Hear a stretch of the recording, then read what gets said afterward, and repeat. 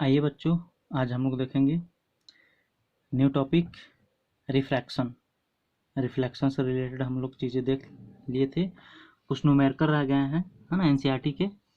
उसको देखेंगे next class में, है ना। अभी देख लेते हैं what is refraction.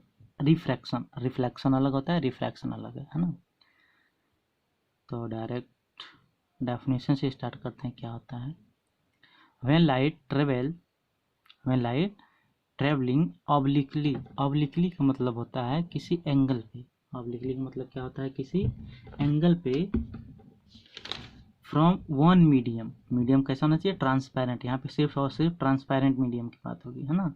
From one medium to another, है ना, the direction of propagation of light in the second medium changes, है ना। एक, जब लाइट वन ट्रांसपेरेंट मीडियम से सेकेंड ट्रांसपेरेंट मीडियम में जाएगी तो अपने पाथ से क्या हो जाएगी, वो चेंज कर देगी, अपना पाथ क्या कर देगी, वो चेंज कर देगी। This phenomena is known as a refraction of light. इसको हम लोग कहेंगे, क्या कहेंगे, this phenomena is called refraction of light, है ना। और सेकंड देख लीजिए, इजी है। Bending of light when it enters obliquely from one transparent medium to another। One transparent medium to, जब एन अदर ट्रांसपेरेंट मीडियम में लाइट जाती है तो बेंड हो जाती है थोड़ा। क्यों होती है, कैसे होती है, डिपेंड करेगा किस टाइप का मीडियम है, किस टाइप का मीडियम है ना। तो कॉजेज ऑफ रिफ्रैक्शन, इसका रीजन क्या होता है भाई, change in speed of light, है ना। लाइट की स्पीड क्या होती है, चेंज हो जाती है। जब वन ट्रांसपेरेंट मीडियम से सेकेंड ट्रांसपेरेंट मीडियम में जब लाइट जाती है तो उसकी स्पीड क्या हो जाती है, चेंज हो जाती है। यही मेन रीजन होता है बेंडिंग ऑफ लाइट का। और एक्टिविटी होती हैं, जिस मीडियम में जाएगी लाइट उसके पार्टिकल्स होते हैं।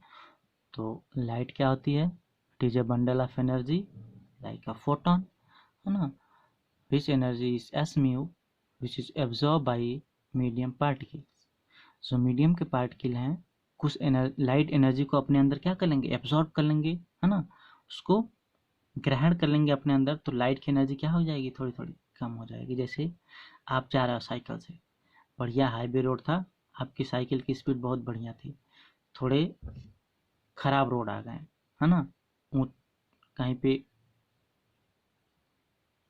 गड्ढे हैं, तो कैसा होता है, आपको लगता है कि हम थक रहे हैं, है ना। साइकिल को ज़्यादा एनर्जी चलानी पड़ती है आपको, और आपको पसीने निकलने लगते हैं। इसका मतलब आपकी एनर्जी ज़्यादा वहाँ पे लॉस होने लगी है। तो सेम फिनोमेना यहीं पे होता है। इसको हम लोग माइक्रो लेवल पे पढ़ेंगे, थोड़े और बड़े हो जाएंगे तब क्लास 11th में, है ना, 12th में, 11th में 12th में करना है, लाइट 12th में है। और क्या होता है रिफ्रैक्शन के कारण, क्या क्या होता है ना। रिफ्रैक्शन के कारण क्या क्या होता है उसको हम लोग देखते हैं। The bottom of swimming pool appear higher, है ना। स्विमिंग पूल होता है, जैसे हम लोग देखेंगे बाहर से लगेगा कम गहरा है ना, उसका जो बॉटम होता है ऊपर उठा उठा महसूस होता है ना। किस कारण होता है, due to refraction of light. अगला है, a pencil partially immersed in water appear to be bent at the interface of water and air, है ना। जैसे आप एक्सपेरिमेंट करना, एक ग्लास लेना, ग्लास, है ना, उसमें वाटर ले लेना और एक पेंसिल उसमें डाल देना, तो आपको पेंसिल टेढ़ी मेढ़ी दिखाई देगी। It is due to refraction of light. ऐसा क्यों होता है, लाइट के रिफ्रैक्शन के कारण होता है। अगला क्या है, lemon placed in a glass tumbler appear big. जैसे आप कहीं पे नींबू पानी पीते होंगे तो जो होता है पिलाने वाला, ग्लास में कुछ नींबू डाल के रखता है, तो बाहर से देखने पर ऐसा लगता है कि नींबू बड़ा दिख रहा है हमें, ऐसा महसूस होता है ना। It is due to refraction of light. Letter of a book appear to be raised when seen through a glass slab, है ना। जैसे कुछ ग्लास स्लैब है, ग्लास स्लैब सिंपल समझ लीजिए, एक रेक्टेंगुलर ग्लास होता है, जैसे आप इसके ऊपर जब उसको रख देंगे, ग्लास को ऐसे रख दीजिएगा, तो उसमें से लेटर आपको ऊपर की तरफ दिखेगा, ऐसा दिखेगा कि लेटर ऊपर की तरफ शिफ्ट हो गए हैं और बड़े दिखेंगे। It is due to refraction. आपसे कभी कभी ये भी पूछता है कि बकेट की जो बॉटम पार्ट होता है ना, ऊपर हमें क्यों दिखाया जाता है? It is due to refraction. Coin को हम रख दें, है ना, बाल्टी में कॉइन रख दें, तो कॉइन हमें ऊपर की तरफ अपीयर होता है, ये भी क्यों होता है? Due to refraction. सारी चीज़ें आपके कॉपी में नोट होनी चाहिए, और कल आप इसका पिक लेके सेंड करेंगे व्हाट्सएप ग्रुप में, है ना।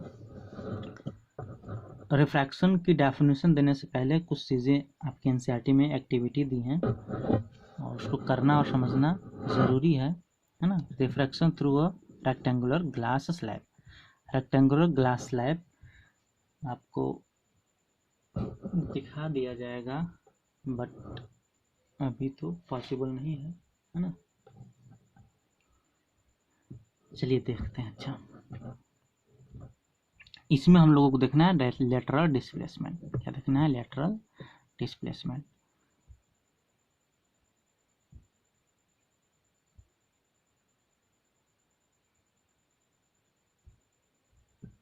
तो चलिए समझने का प्रयास करते हैं, है ना।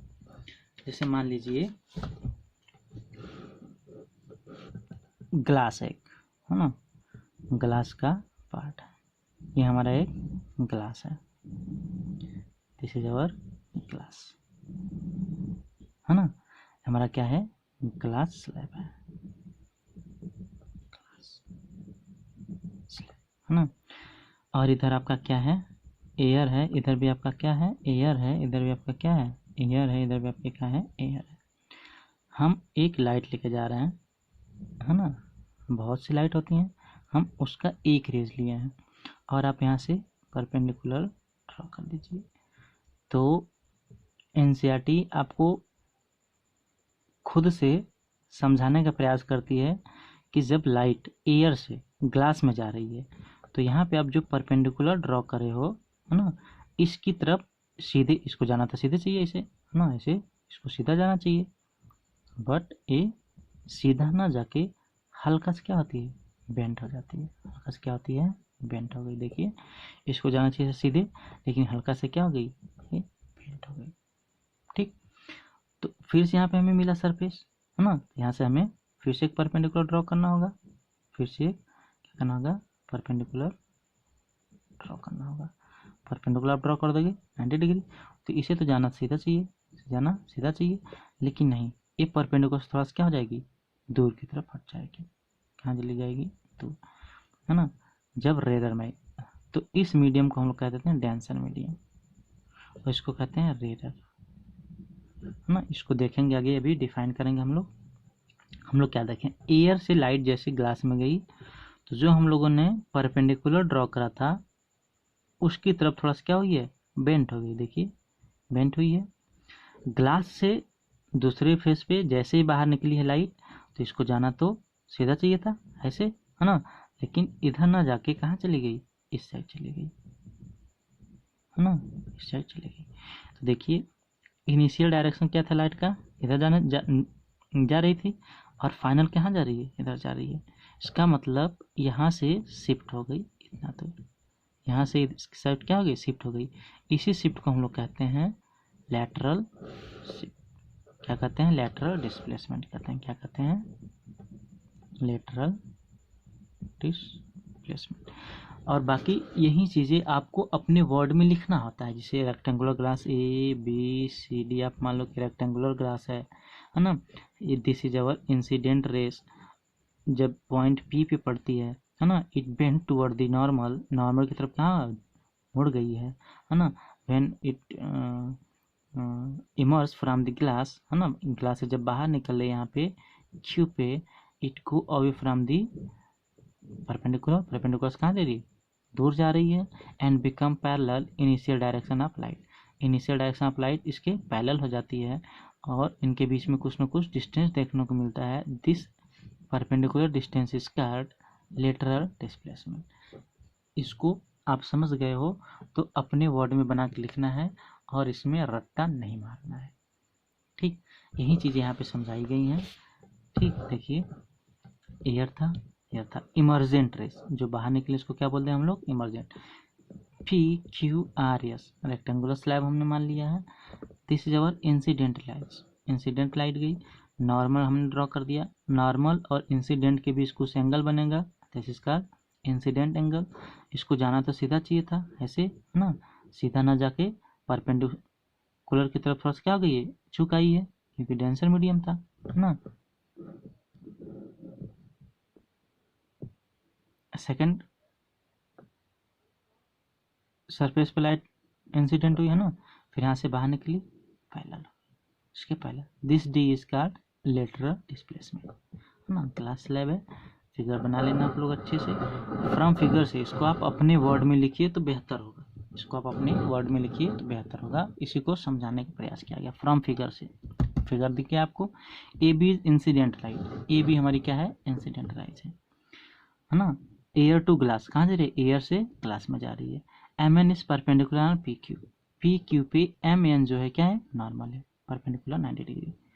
ओ dash, O dash is refracted ray bend toward the normal, this rays इसका रिफ्रैक्टेड रेज है ना, रिफ्रैक्ट हो गई है नॉर्मल की तरफ, थोड़ा सा क्या हुई है, बेंड हो गई है, वही इसमें बताया गया है। C D is emergent rays, C D यहाँ पे जो निकल लिया, दिस इज का इमरजेंट रेज है ना। उसके बाद क्या है, सी डी है ना, चीज़ें क्लियर हो जाएंगी, नोट कर लीजिए, फिगर बना के समझ ले, फिगर बना के आप समझिए, समझ में आ जाएगा, है ना। C D is emergent rays glass to air, कहाँ जा रही है, ग्लास से एयर है ना, bend away from the normal, और नॉर्मल से कहाँ जा रही है, दूर मुड़ जा रही है, and become parallel to incident rays, जो इंसिडेंट रेज थी उसके पैरेलल हो जा रही है।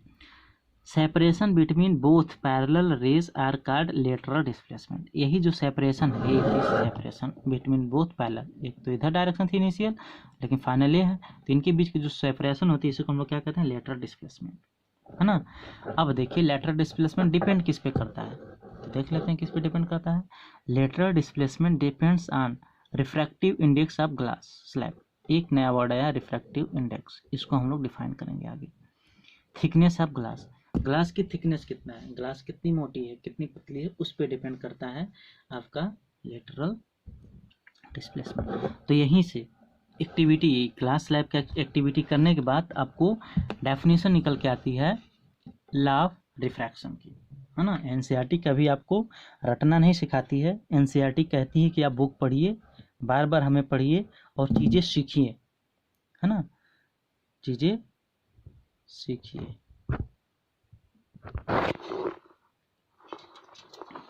ठीक,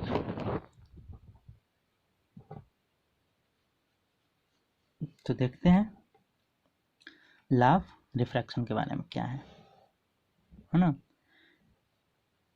the incident rays and refracted rays, incident ray refracted rays and the normal to the interface of two transparent media, medium का प्लूरल मीडिया होता है, at the point of incident are lie in the same plane, है ना।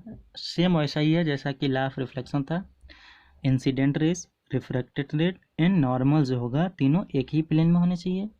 दूसरा क्या है, दूसरा इसमें न्यू स्टेटमेंट है ना, the ratio of sign, trigonometry में जो होता है साइन थीटा कॉस थीटा, है ना, ratio of sine of angle of incidence to the sine of angle of refraction is a constant for the light of given colour, किसी एक colour के definition valid है, जैसे विबग्योर 7 कलर होते हैं, तो किसी एक वेवलेंथ लाइट के लिए वैलिड है दिस डेफिनेशन, है ना, सबके लिए नहीं, है ना। दिस लाइट आल्सो कॉल्ड, है ना, इस लॉ को, सेकेंड लॉ को हम लोग क्या कहते हैं, स्नेल्स लॉ, इसी को हम लोग क्या कहते हैं, Snell's law, second law only. This is true for angle, है ना, स्नेल्स लॉ किसके लिए वैलिड है, एंगल जो इंसिडेंट एंगल हो 90 से छोटा होना चाहिए और 0 से क्या होना चाहिए, बड़ा होना चाहिए। I is angle of incident, R is angle of refraction, आपका सेकेंड डेफिनेशन यही है, sine I divided by sine R is equal to constant, this constant value is called refraction, refractive index, क्या बोलेंगे हम लोग, रिफ्रैक्टिव इंडेक्स, है ना। This constant value is called the refractive index of the second term with respect to first term, है ना। और इसको डिटेल में हम लोग कल पढ़ेंगे। अच्छा देख लेते हैं, रे डायग्राम इसका देख लेते हैं, बिल्कुल आसान है। मीडियम 1 हमने माना, मीडियम 1 यहाँ पर हमने माना, मीडियम 2 माना। मीडियम फर्स्ट हमने एयर माना है, दूसरा क्या माना हमने, वाटर माना है ना। एयर का रिफ्रैक्टिव इंडेक्स साइन होता है n1 मान लिया है, रिफ्रैक्टिव इंडेक्स n2 मान लिया है। लाइट आई, this is our normal, this is boundary between air and water. Light incident हुई, हल्का सा नॉर्मल की तरफ बेंट हो गई, जाना तो सीधा चाहिए था लेकिन बेंट हो गई, तो यहाँ पे एंगल साइन आई बना है, एंगल साइन आर बना है ना। तो जनरली आपको कैसे याद रखना है, वैसे मत याद करिएगा। पहले में n1 multiply by sine I, n1 multiply by sine I is equal to होता है n2 multiply by sine R, n2 multiply by sine R. तो यहीं से आपका निकल के आता है साइन आई, इसको इस साइड लेकर जाइए, sine I divided by sine R, है ना। सारी चीज़ें थोड़ी डिस्टर्ब हो रही हैं, है ना। चलिए सही, n1 sine I equal to n2 sine R, तो sine I by sine R divide is equal to sine n2 by n1। तो ये जो वैल्यू निकल के आएगी आपकी, कोई ना कोई वैल्यू निकल के आएगी, है ना, एक न्यूमेरिकल वैल्यू आएगी, क्वांटिटी आएगी, है ना। इसको हम लोग लिखने का तरीका क्या होता है, n2 है ना। इसको पढ़ते क्या है, कन्फ्यूजन बहुत होता है ना, कन्फ्यूजन नहीं होना, बिल्कुल पढ़ना कैसे। n21 को क्या कहते हैं, refractive index of second medium, refractive index of second medium with respect to first medium, with respect to, है ना, WRT का मतलब with respect to first medium, है ना। ऐसे भी इसको लिखा जाए n12, इसको क्या पढ़ेंगे, n1 divided by n2 refractive index of first with respect to second medium, ठीक। तो इसको जानने से पहले हम लोग देखेंगे क्या होते हैं रेयर मीडियम, डेंसर मीडियम, है ना। वीडियो काफ़ी लंबी हो जाएगी तो अपलोड करने में परेशानी होती है ना, हम लोग अगली क्लास में देखेंगे, है ना। रेयर मीडियम क्या होता है, बिल्कुल आसान है, the medium in which speed of light is fast, है ना। ऐसे मीडियम जिसमें लाइट की स्पीड कितनी हो, फास्ट हो, उसको हम कहते हैं रेयर मीडियम। डेंसर क्या होती है, स्पीड स्लो होती है उसमें लाइट की, सिंपल सी बात है। ऑप्टिकल डेंसिटी, नया वर्ड आता है यहाँ पे, ऑप्टिकल डेंसिटी। एक तो अलग होती है density, mass divided by volume, यहाँ पे ऑप्टिकल डेंसिटी की बात चल रही है ना। ऑप्टिकल डेंसिटी किसके लिए, लाइट के लिए, depend on refractive index. It is the measured by refractive index of medium, है ना। किसी भी मीडियम का रिफ्रैक्टिव इंडेक्स जितना ज़्यादा होगा उसकी ऑप्टिकल डेंसिटी उतना ही ज़्यादा होगी। किसी भी मीडियम का, है ना, कोई मीडियम में लाइट जा रही है, उसका कुछ अपना रिफ्रैक्टिव इंडेक्स होगा, उसकी वैल्यू जितना ही ज़्यादा होगी उसको हम लोग कहेंगे कि ऑप्टिकली ज़्यादा डेंस है, ठीक। दैट इज आसान वे में देखें कि रिफ्रैक्टिव इंडेक्स अगर बढ़ता है तो ऑप्टिकल डेंसिटी भी क्या होगी, बढ़ती है। रिफ्रैक्टिव इंडेक्स बढ़ता है तो ऑप्टिकल डेंसिटी भी क्या होगी आपकी, इंक्रीज करेगी। That is refractive index inversely proportional to velocity. मतलब कि यहाँ से एक फार्मूला हम लोग निकाल सकते हैं, हाँ नीचे लिखा तो है, यहाँ से आप लोग पूछ सकता है n1 v1 equal to n2 v2। जैसे दो मीडियम है, medium 1 medium 2, refractive index n1 और उसमें लाइट की स्पीड कितनी है v1, दूसरे मीडियम में जा रही लाइट जिसका रिफ्रैक्टिव इंडेक्स कितना है 2 है और वेलोसिटी v2 है। तो इन दोनों का प्रोडक्ट के इक्वल होता है ना, n1 v1 equal to n2 v2। यहीं से आपका n2 by v1 n1 equal to v2 by v1 निकल के आता है, दिस है ना, सेकेंड वे रिप्रेजेंट करेगा, है ना, 1 n2। Refractive index of second with respect to first, इसको ऐसा पढ़ा जाता है ना। ये सारे तरीके आपको मिलेंगे, अलग अलग बुक्स में मिल जाएंगी, ज़्यादा परेशान होने की जरूरत नहीं है। रिफ्रैक्टिव इंडेक्स हम लोग कल देखेंगे, ठीक। तो चीज़ें करिए आप लोग अच्छे से और मेहनत से पढ़ाई करिए, बोर्ड का एग्ज़ाम आपके टाइम पे होगा और कहीं भटकने की ज़रूरत नहीं है, सिलेबस पूरा करवाया जाएगा आप लोगों को, और बिल्कुल टू द पॉइंट एनसीईआरटी के एक एक पॉइंट नोट करे जा रहे हैं इसमें, और आप भी इसे नोट करिए। Thank you. आपको डेली आपका वर्क करना है।